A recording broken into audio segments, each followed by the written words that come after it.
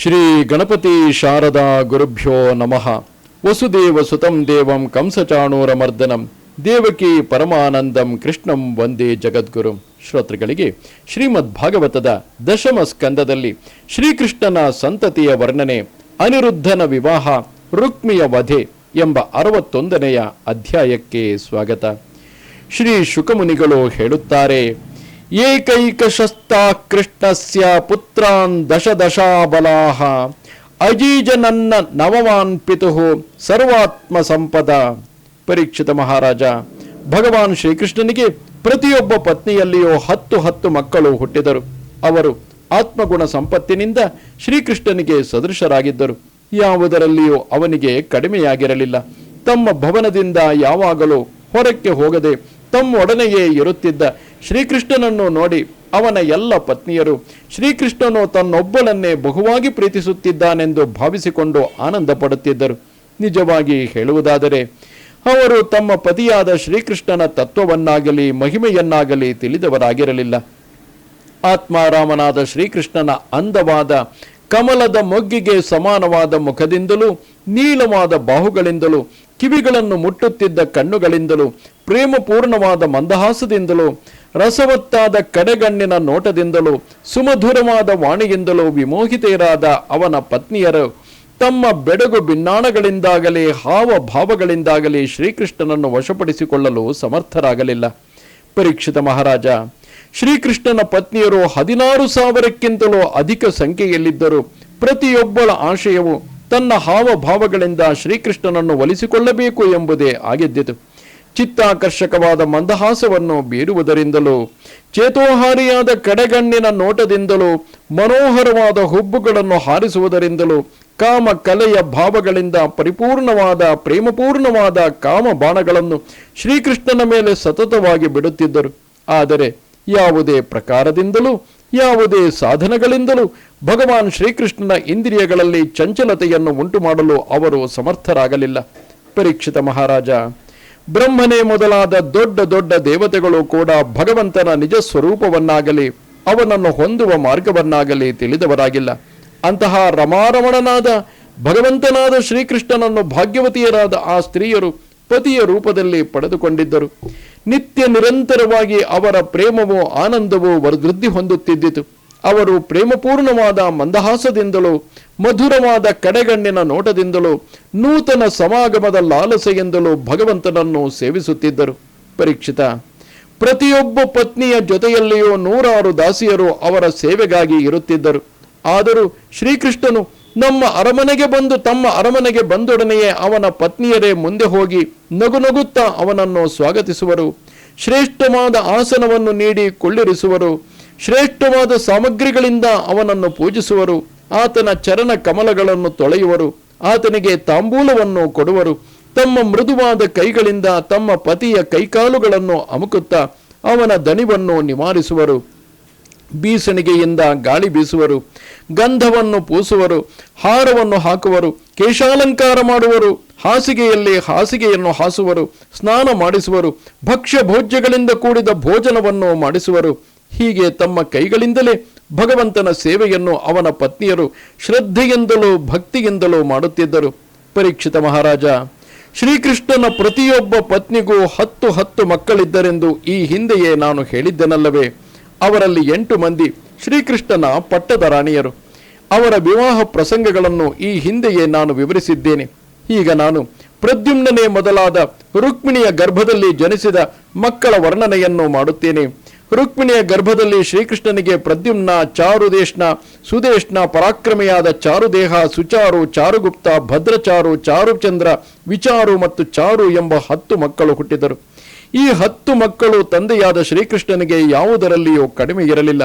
ಸತ್ಯಭಾಮೆಯ ಗರ್ಭದಲ್ಲಿ ಶ್ರೀಕೃಷ್ಣನಿಗೆ ಭಾನು, ಸುಭಾನು, ಸ್ವರ್ಭಾನು, ಪ್ರಭಾನು, ಭಾನುಮಂತ, ಚಂದ್ರಭಾನು, ಬೃಹದ್ಭಾನು, ಅತಿಭಾನು, ಶ್ರೀಭಾನು ಮತ್ತು ಪ್ರತಿಭಾನು ಎಂಬ 10 ಮಕ್ಕಳು ಹುಟ್ಟಿದರು. ಜಾಂಬವಂತಿಯ ಗರ್ಭದಲ್ಲಿ ಶ್ರೀಕೃಷ್ಣನಿಗೆ ಸಾಂಬ, ಸುಮಿತ್ರ, ಪುರುಜಿತ್, ಶತಜಿತ್, ಸಹಸ್ರಜಿತ್, ವಿಜಯ, ಚಿತ್ರಕೇತು, ವಸುಮಂತ, ದ್ರವಿಡ ಮತ್ತು ಕ್ರತು ಎಂಬ 10 ಮಕ್ಕಳು ಹುಟ್ಟಿದರು. ನಗ್ನಜಿತನ ಮಗಳಾದ ಸತ್ಯೆಯ ಗರ್ಭದಲ್ಲಿ ಶ್ರೀಕೃಷ್ಣನಿಗೆ ವೀರ, ಚಂದ್ರ, ಅಶ್ವಸೇನ, ಚಿತ್ರಗು, ವೇಗವಂತ, ವೃಷ, ಆಮ ಅಮ ಆಮ, ಶಂಕು, ವಸು ಮತ್ತು ಮಹಾತೇಜಸ್ವಿಯಾದ ಕುಂತಿ ಎಂಬ 10 ಮಕ್ಕಳು ಹುಟ್ಟಿದರು.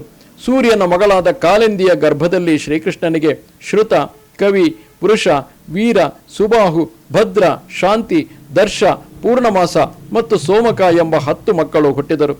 ಮದ್ರದೇಶದ ರಾಜಕುಮಾರಿಯಾದ ಲಕ್ಷ್ಮಣೆಯ ಗರ್ಭದಲ್ಲಿ ಆತನಿಗೆ ಪ್ರಘೋಷ, ಗಾತ್ರವಂತ, ಸಿಂಹ, ಬಲ, ಪ್ರಬಲ, ಊರ್ಧ್ವಗ, ಮಹಾಶಕ್ತಿ, ಸಹ, ಓಜ ಮತ್ತು ಅಪರಾಜಿತ ಎಂಬ 10 ಮಕ್ಕಳು ಹುಟ್ಟಿದರು.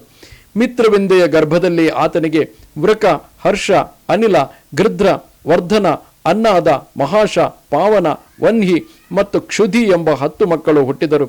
ಭದ್ರ ಎಂಬುವಳ ಗರ್ಭದಲ್ಲಿ ಆತನಿಗೆ ಸಂಗ್ರಾಮಜಿತ, ಬೃಹತ್ಸೇನ, ಶೂರ, ಪ್ರಹರಣ, ಅರಿಜಿತ್, ಜಯ, ಸುಭದ್ರ, ವಾಮ, ಆಯು ಮತ್ತು ಸತ್ಯಕ ಎಂಬ 10 ಮಕ್ಕಳು ಹುಟ್ಟಿದರು.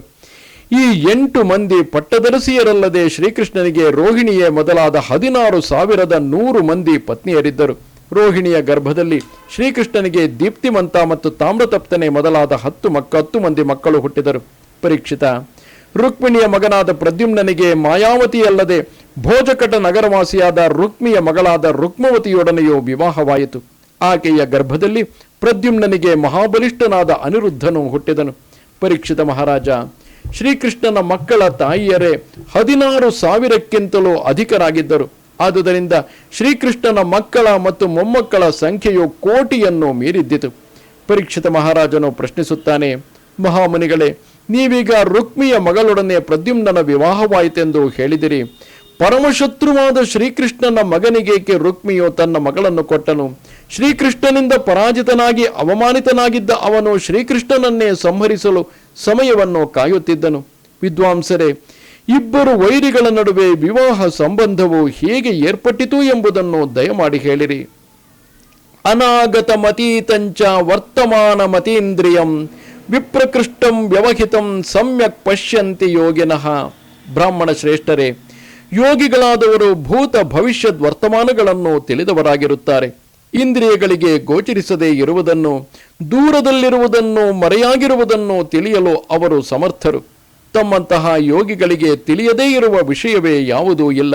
ಆದುದರಿಂದ ವೈರಿಗಳಿಬ್ಬರ ನಡುವೆ ವಿವಾಹ ಸಂಬಂಧವು ಹೇಗಾಯಿತೆಂಬ ಅತ್ಯಂತ ನಿಗೂಢವಾಗಿರುವ ವಿಷಯವನ್ನು ನನಗೆ ಹೇಳಿರಿ. ಶ್ರೀ ಶುಕಮುನಿಗಳು ಹೇಳುತ್ತಾರೆ, ಪರೀಕ್ಷಿತ ಮಹಾರಾಜ, ಪ್ರದ್ಯುಮ್ನನು ಮೂರ್ತಿಮತ್ತಾಗಿ ಬಂದ ಕಾಮದೇವನೇ ಆಗಿದ್ದನು. ಅವನ ಸೌಂದರ್ಯ ಮತ್ತು ಗುಣಗಳಿಗೆ ಮನಸೋತು ರುಕ್ಮಿಯ ಮಗಳಾದ ರುಕ್ಮವತಿಯು ಸ್ವಯಂವರದಲ್ಲಿ ಪ್ರದ್ಯುಮ್ನನಿಗೆ ಸ್ವಯಂವರ ಮಾಲಿಕೆಯನ್ನು ಹಾಕಿದಳು. ರಥೈಕ ಸಹಾಯನಾಗಿದ್ದ ಪ್ರದ್ಯುಮ್ನನು ಆ ಸಮಯದಲ್ಲಿ ಅವನನ್ನು ಎದುರಿಸಿದ ರಾಜರೆಲ್ಲರನ್ನೂ ಪರಾಜಯಗೊಳಿಸಿ ರುಕ್ಮವತಿಯನ್ನು ಅಪಹರಿಸಿಕೊಂಡು ಬಂದನು.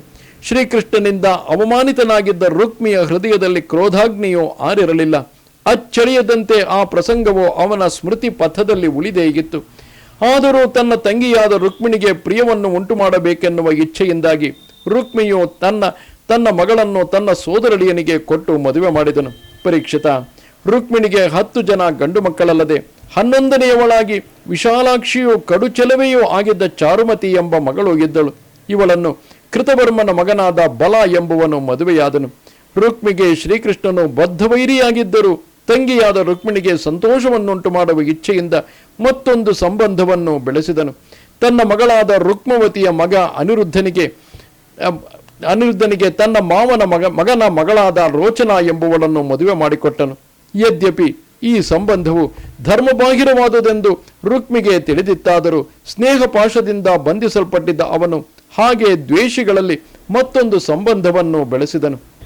ಪರೀಕ್ಷಿತ ಮಹಾರಾಜ, ಅನಿರುದ್ಧನ ವಿವಾಹ ಮಹೋತ್ಸವದಲ್ಲಿ ಪಾಲ್ಗೊಳ್ಳಲು ಭಗವಾನ್ ಶ್ರೀಕೃಷ್ಣ, ಬಲರಾಮ, ರುಕ್ಮಿಣಿ, ಪ್ರದ್ಯುಮ್ನ, ಸಾಂಬ ಇವರೇ ಮೊದಲಾದ ದ್ವಾರಕಾವಾಸಿಗಳು ಭೋಜಕಟ ನಗರಕ್ಕೆ ಆಗಮಿಸಿದರು. ವಿವಾಹ ಮಹೋತ್ಸವವು ನಿರ್ವಿಘ್ನವಾಗಿ ನೆರವೇರಿದ ನಂತರ ಗರ್ವಿಷ್ಠರಾಗಿದ್ದ ಕಲಿಂಗನೇ ಮುಂತಾದ ರಾಜರು ಪಗಡೆಯಾಟದಲ್ಲಿ ಬಲರಾಮನನ್ನು ಸೋಲಿಸುವಂತೆ ರುಕ್ಮಿಯನ್ನು ಪ್ರಚೋದಿಸಿದರು. ಬಲರಾಮನು ಪಗಡೆಯಾಟದಲ್ಲಿ ಚತುರನಾಗಿರಲಿಲ್ಲ, ಆದರೆ ಅವನಿಗೆ ಆಟವಾಡುವುದರಲ್ಲಿ ಹೆಚ್ಚಿನ ಆಸಕ್ತಿ ಇದ್ದಿತು. ಕಲಿಂಗ ಪ್ರಮುಖರಾದ ರಾಜರ ಪ್ರೇರಣೆಯಂತೆ ರುಕ್ಮಿಯು ಬಲರಾಮನನ್ನು ಆಟಕ್ಕೆ ಆಹ್ವಾನಿಸಿದನು ಮತ್ತು ಬಲರಾಮನೊಡನೆ ಪಣಕಟ್ಟಿ ಪಗಡೆಯಾಡಲು ಪ್ರಾರಂಭಿಸಿದನು. ಬಲರಾಮನು ಪಂದ್ಯಕ್ಕಾಗಿ ಮೊದಲು 100 ವರಹಗಳನ್ನು ತಂದನು. ಅದನ್ನು ರುಕ್ಮಿಯು ಗೆದ್ದುಕೊಂಡನು. ಆಟದ ಛಲದಿಂದಾಗಿ ಬಲರಾಮನು ಪುನಃ 1000 ವರಹಗಳನ್ನು ತಂದನು. ಅದೂ ರುಕ್ಮಿಣಿಯ ಕೈ ಸೇರಿ ಹೋಯಿತು. ಅದು ರುಕ್ಮಿಗೆ ಸೇರಿ ಹೋಯಿತು. ಪುನಃ ಬಲರಾಮನು 10,000 ವರಹಗಳನ್ನು ಪಣವಾಗಿಟ್ಟನು. ಅದೂ ರುಕ್ಮಿಗೆ ಸೇರಿತು. ಕಲಿಂಗ ಪ್ರಮುಖರಾದ ರಾಜರೆಲ್ಲರೂ ಎಲ್ಲ ಹಲ್ಲುಗಳನ್ನು ತೋರಿಸಿಕೊಂಡು ಕೇಕೆ ಹಾಕಿಕೊಂಡು ನಗುತ್ತಾ ಚಪ್ಪಾಳೆಗಳನ್ನು ತಟ್ಟುತ್ತಾ ಬಲರಾಮನನ್ನು ಹಾಸ್ಯ ಮಾಡತೊಡಗಿದರು. ಇಂತಹ ಅವಹೇಳನವನ್ನು ಸಹಿಸಿಕೊಳ್ಳಲು ಬಲರಾಮನಿಂದ ಸಾಧ್ಯವಾಗಲಿಲ್ಲ. ಆತನು ಸ್ವಲ್ಪ ಸಿಟ್ಟಾದನು. ಅನಂತರ ರುಕ್ಮಿಯು 1,00,000 ವರಹಗಳನ್ನು ಪಣವನ್ನಾಗಿಟ್ಟನು. ಆ ಆಟದಲ್ಲಿ ವಾಸ್ತವವಾಗಿಯೂ ಬಲರಾಮನೇ ಗೆದ್ದನು. ಆದರೆ ರುಕ್ಮಿಯು ವಂಚನೆಯನ್ನು ಆಶ್ರಯಿಸಿ ನಾನೇ ಗೆದ್ದೆ, ಅಹಂ ಜಿತವಾನ್ ಎಂದು ಕೂಗಾಡಿಬಿಟ್ಟನು. ಇದರಿಂದ ಪರ್ವಕಾಲದಲ್ಲಿ ಸಮುದ್ರವು ಉಕ್ಕಿ ಬರುವಂತೆ ಬಲರಾಮನ ಕೋಪವು ಉಕ್ಕಿ ಬರುತ್ತಿದ್ದಿತು. ಅವನ ಮನಸ್ಸು ಕ್ಷೋಭೆಗೊಂಡಿತು. ಸ್ವಭಾವದಿಂದಲೇ ಕೆಂಪಾಗಿದ್ದ ಅವನ ಕಣ್ಣುಗಳು ಕೋಪಾವೇಶದಿಂದಾಗಿ ಮತ್ತು ಕೆಂಪಾದವು. ಕೋಪಾವಿಷ್ಟನಾಗಿದ್ದ ಬಲರಾಮನು 10 ಕೋಟಿ ವರಹಗಳನ್ನು ಪಣವನ್ನಾಗಿಟ್ಟನು. ಆ ಆಟದಲ್ಲಿಯೂ ದ್ಯೂತ ಧರ್ಮಕ್ಕೆ ಅನುಸಾರವಾಗಿ ಬಲರಾಮನೇ ಗೆದ್ದನು. ಆದರೆ ರುಕ್ಮಿಯು ಪುನಃ ನಾನು ಗೆದ್ದಿರುವುದರಲ್ಲಿ ಸಂದೇಹವಿದ್ದರೆ ಪ್ರೇಕ್ಷಕರಾಗಿರುವ ಕಲಿಂಗ ಪ್ರಮುಖರಾದ ರಾಜರೇ ಯಾರು ಗೆದ್ದರು ಎಂಬುದನ್ನು ನಿರ್ಣಯಿಸಲಿ ಎಂದು ಉದ್ಘೋಷಿಸಿದನು. ಆ ಸಮಯದಲ್ಲಿ ಆಕಾಶವಾಣಿಯು ಬಲೇನೈವ ಜಿತೋಗ್ರಹ ಧರ್ಮತೋ ವಚನೇನೈವ ರುಕ್ಮಿ ವದತಿ ವೈಮೃಷ, ಬಲರಾಮನಿಂದಲೇ ಆಟವು ಗೆಲ್ಲಲ್ಪಟ್ಟಿತು. ಆಟದ ಧರ್ಮಾನುಸಾರವಾಗಿ ಅವನೇ ಗೆದ್ದಿದ್ದಾನೆ. ರುಕ್ಮಿಯು ಮಾತಿನಿಂದ ಮಾತ್ರವೇ ತಾನು ಗೆದ್ದೆನೆಂದು ಹೇಳಿಕೊಳ್ಳುತ್ತಿದ್ದಾನೆ. ಆದರೆ ಅದು ದಿಟವಲ್ಲ, ಅವನು ಸುಳ್ಳನ್ನೇ ಹೇಳುತ್ತಿದ್ದಾನೆ ಎಂದು ಘೋಷಿಸಿತು. ಕಾಲಚೋದಿತನಾಗಿದ್ದ ರುಕ್ಮಿಯು ಆಕಾಶವಾಣಿಯನ್ನು ಗಮನಕ್ಕೆ ತೆಗೆದುಕೊಳ್ಳದೆ ದುಷ್ಟ ರಾಜರಿಂದ ಪ್ರಚೋದಿತನಾಗಿ ಸಂಕರ್ಷಣನನ್ನು ಪರಿಹಾಸ್ಯ ಮಾಡುತ್ತಾ ಕರ್ಕಶವಾದ ಮಾತುಗಳನ್ನು ಹೇಳಿದನು. ನೈವಾಕ್ಷ ಕೋವಿದ ಯೂಯಂ ಗೋಪಾಲ ವನಗೋಚರಾಹ ಅಕ್ಷೈರ್ ದಿವ್ಯಂತಿ ರಾಜಾನೋ ಬಾಣೈಶ್ಚನ ಭವಾದೃಶಾಹ. ಬಲರಾಮ, ಕಾಡಿನಲ್ಲಿ ಹಸುಗಳನ್ನು ಮೇಯಿಸಿಕೊಂಡು ಸಂಚರಿಸುವ ನೀವು ಅಕ್ಷವಿದ್ಯೆಯನ್ನು ಬಲ್ಲವರಲ್ಲ. ರಾಜರಾದ ನಾವು ಪಗಡೆ ಕಾಯಿಗಳಿಂದ ಆಟವನ್ನು ಆಡುತ್ತೇವೆ, ಬಾಣಗಳಿಂದ ಯುದ್ಧವನ್ನು ಮಾಡುತ್ತೇವೆ. ನಿಮ್ಮಂತಹ ಗೋಪಾಲರು ಆಟವನ್ನು ತಿಳಿದವರಲ್ಲ, ಯುದ್ಧವನ್ನು ತಿಳಿದವರಲ್ಲ. ಪರೀಕ್ಷಿತ ಮಹಾರಾಜ, ರುಕ್ಮಿಯಿಂದ ಹೀಗೆ ನಿಂದಿಸಲ್ಪಟ್ಟ ಮತ್ತು ಗರ್ವಿಷ್ಠರಾಗಿದ್ದ ಕಲಿಂಗ ಪ್ರಮುಖರಾದ ರಾಜರಿಂದ ಹಾಸ್ಯ ಮಾಡಲ್ಪಟ್ಟ ಬಲರಾಮನು ಅತ್ಯಂತ ಕ್ರುದ್ಧನಾಗಿ ಆ ರಾಜರ ಮಹಾಸಭೆಯಲ್ಲಿ ಪರಿಘಾಯುಧವನ್ನೆತ್ತಿ ರುಕ್ಮಿಯನ್ನು ಕೊಂದೇ ಬಿಟ್ಟನು. ಅನಂತರ 10 ಹೆಜ್ಜೆಗಳನ್ನು ಮುಂದಿಟ್ಟು 10ನೆಯ ಹೆಜ್ಜೆಯಲ್ಲಿ ಹಲ್ಲು ಕಿಸಿದುಕೊಂಡ ಅಪಹಾಸ್ಯ ಮಾಡುತ್ತಿದ್ದ ಕಲಿಂಗ ದರಸನನ್ನು ಹಿಡಿದು ಅವನ ಎಲ್ಲ ಹಲ್ಲುಗಳನ್ನು ಮುರಿದು ಹಾಕಿದನು. ಕಲಿಂಗರಾಜನ ಜೊತೆಗಾರರನ್ನು ಬಲರಾಮನು ಬಿಡಲಿಲ್ಲ. ಅವರೆಲ್ಲರನ್ನು ಪರಿಘಾಯುಧದಿಂದ ಮುಖ ಮೂತಿಗಳನ್ನು ನೋಡದೆ ಬಡಿದು ಹಾಕಿದನು. ಕೆಲವರಿಗೆ ತೋಳುಗಳೇ ಮುರಿದು ಹೋದವು, ಕೆಲವರು ತೊಡೆಗಳನ್ನು ಕಳೆದುಕೊಂಡರು, ಮತ್ತೆ ಕೆಲವರು ತಲೆಗಳನ್ನು ಕಳೆದುಕೊಂಡು ಅಸುನೀಗಿದರು. ರಕ್ತದಿಂದ ತೊಯ್ದು ಹೋಗಿದ್ದ ಅಳಿದುಳಿದ ರಾಜರು ಬಲರಾಮನ ಭಯದಿಂದ ಪಲಾಯನ ಮಾಡಿದರು. ಪರೀಕ್ಷಿತ ಮಹಾರಾಜ, ಭಾವಮೈದುನನು ಬಲರಾಮನಿಂದ ಹತನಾಗಲಾಗಿ ಅಲ್ಲಿಯೇ ಇದ್ದ ಶ್ರೀಕೃಷ್ಣನು ರುಕ್ಮಿಯನ್ನು ಬಲರಾಮನು ಕೊಂದದ್ದು ಸಾಧುವೆ ಅಸಾಧುವೆ ಎಂಬ ವಿಷಯದಲ್ಲಿ ಯಾವ ಮಾತನ್ನು ಆಡಲಿಲ್ಲ. ಕೊಂದಿದ್ದು ಸರಿ ಎಂದು ಹೇಳಿದರೆ ರುಕ್ಮಿಣಿಗೆ ಅಸಮಾಧಾನವಾಗಬಹುದು, ಕೊಂದಿದ್ದು ತಪ್ಪು ಎಂದು ಹೇಳಿದರೆ ಅಣ್ಣನಿಗೆ ಅಸಮಾಧಾನವಾಗಬಹುದು. ಈ ಉಭಯ ಸಂಕಟಗಳಿಂದ ತಪ್ಪಿಸಿಕೊಳ್ಳಲು ಶ್ರೀಕೃಷ್ಣನು ಯಾವ ಮಾತನ್ನು ಆಡದೆ ಸುಮ್ಮನಿದ್ದು ಬಿಟ್ಟನು. ಹೀಗೆ ಅನಿರುದ್ಧನ ವಿವಾಹವು ಶತ್ರುವಿನ ವಧೆಯೂ ಆದ ನಂತರ ಶ್ರೀಕೃಷ್ಣನನ್ನೇ ಆಶ್ರಯಿಸಿದ್ದ ಬಲರಾಮನೇ ಮೊದಲಾದ ಯದುವಂಶೀಯ ರಾಜರು ನೂತನ ವಧುವಾದ ರೋಚನೆಯನ್ನು ಮಧುವಣಿಗನಾದ ಅನಿರುದ್ಧನನ್ನು ಶ್ರೇಷ್ಠವಾದ ರಥದಲ್ಲಿ ಕೊಳ್ಳಿರಿಸಿಕೊಂಡು ಭೋಜಕಟ ನಗರವಾದ ಕುಶಸ್ಥಲಿಗೆ ಅಂದರೆ ದ್ವಾರಕೆಗೆ ಪ್ರಯಾಣ ಮಾಡಿದರು.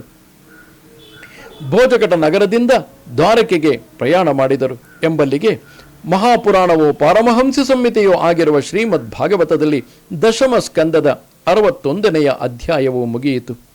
ನಮಸ್ತೆ ಶಾರದೆ ದೇವಿ ಕಾಶ್ಮೀರ ಪುರವಾಸಿನಿ ತ್ವಾಮಹಂ ಪ್ರಾರ್ಥಯೇ ನಿತ್ಯಂ ವಿದ್ಯಾದಾನಂಚ ದೇಹಿಮೆ. ನಮಸ್ಕಾರ.